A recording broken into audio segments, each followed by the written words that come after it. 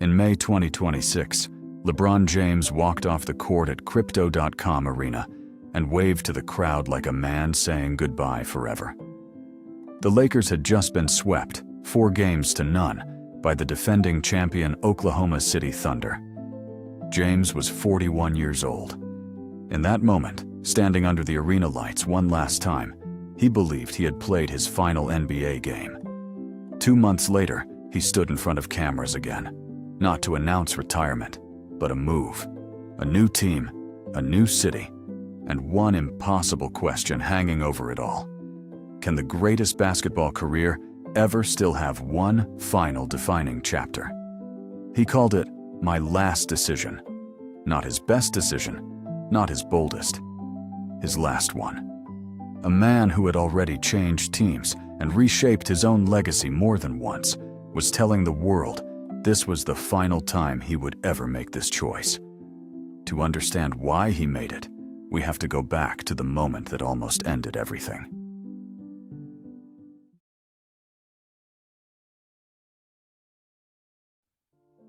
The Lakers' season didn't collapse because LeBron got old. It collapsed because of one moment on April 2nd, 2026. Luka Dončić, the Lakers' co-star, grabbed his left hamstring during a game. The diagnosis, a grade 2 strain.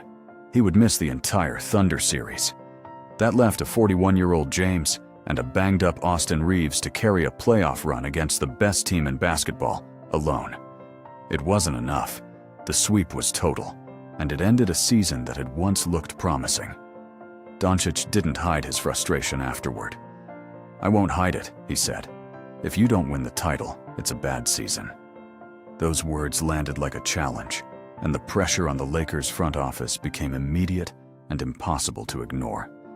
Head coach J.J. Redick had spent the year carefully managing James's minutes, even calling his availability for back-to-backs TBD. In January, James dropped 30 points on the Pelicans, then joked that he was carrying more accumulated minutes than any player in NBA history.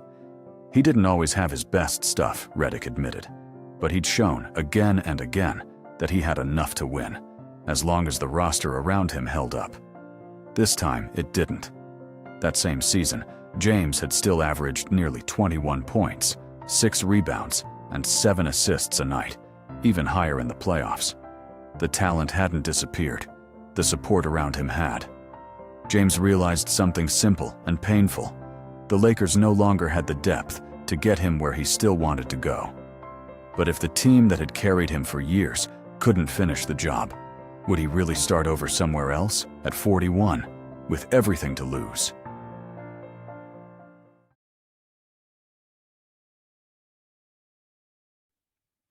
For weeks after the sweep, LeBron James genuinely considered retirement. He told the Lakers organization he was moving on. Internally, he wrestled with whether that meant a new team or no team at all.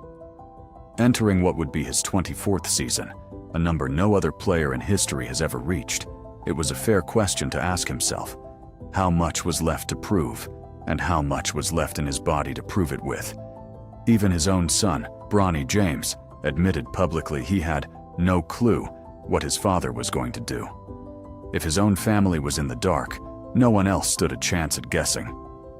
For 2 months, the basketball world speculated daily. Through it all, James stayed quiet, caught between legacy and letting go. Then something shifted. James put it simply, "I still want to sacrifice. I still want to work. I still want to grind. I still want to compete, to win, and to have a chance at the feeling of winning another championship." He wasn't done. But if he kept playing, it wouldn't be for money, and it wouldn't be to prop up another rebuild. It would be for one thing only: a real, legitimate shot at a title on a team built to win right now, because a chance like that might never come around again.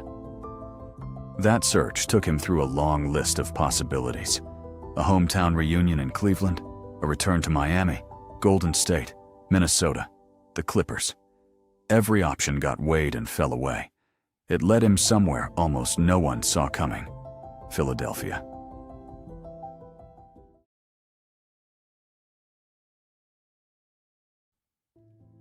The rumors started with a whiteboard. On his podcast, Game Over, James's agent Rich Paul held up a list of potential destinations. Philadelphia was on it, right there in plain sight for anyone paying attention. Then came a second clue. On July 3rd, an old photo surfaced online. A young LeBron standing beside Mike Gansey, now a Sixers executive. The two were from the same Ohio hometown, once high school rivals for the same Mr. Basketball award, with Gansey finishing runner-up. They later worked together during James's second stint in Cleveland, and that bond never faded. But the real signal came in early July, when Philadelphia traded for superstar Jaylen Brown. It was proof the Sixers weren't just talking about contending, they were building for it. And it changed the entire calculation for James and his camp. Because Philadelphia wasn't just another team with cap space, it was something the Lakers no longer were, a roster where LeBron wouldn't have to be the engine. Embiid, Maxey, and Brown could carry real weight on both ends. Through an 82-game grind, his body could no longer survive alone. For the first time in years, the burden wouldn't fall on him first. Inside the locker room, Tyrese Maxey led the recruiting effort personally, backed by Embiid and Brown. Their pitch was simple. Come be part of the most loaded starting five in the Eastern Conference, and let someone else carry the heaviest part of the load for once. For a player who had spent 23 seasons being the one everyone leaned on, that idea alone was worth listening to. The only question left was whether he was ready to say yes.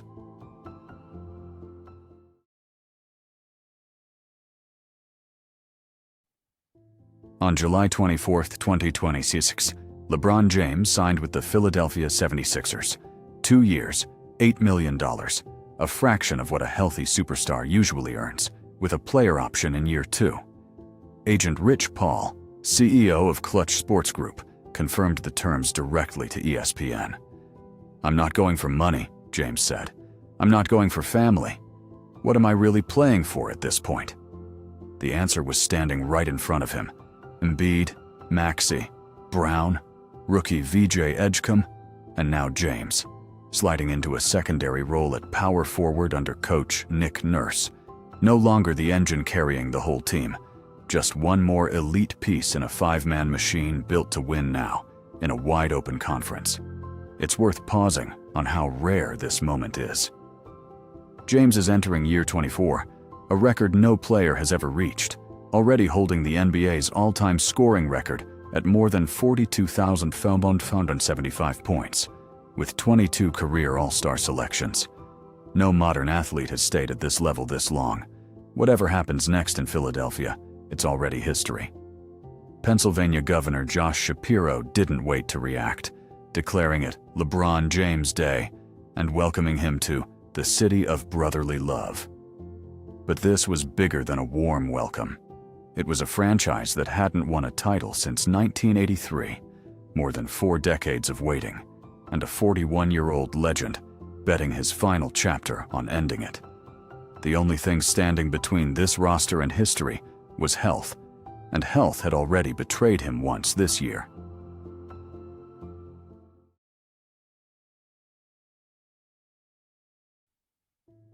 Around the league, reaction was immediate. Reporter Shams Charania called it James entering year 24, passing on retirement to join a loaded Eastern Conference powerhouse. J.J. Redick, the coach he'd just left, compared him to baseball legend Greg Maddux, a player who wins late in his career on intellect and guile, not pure power. The comparisons write themselves. Tom Brady left New England in his 40s for a loaded Tampa Bay roster, chasing one final ring without carrying the whole team, and it worked.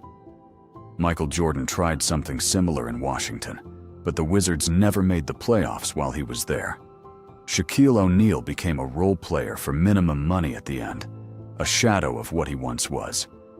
James is closer to Brady's version, a massive pay cut, but still expected to be an All-NBA contributor, not just a name on the roster.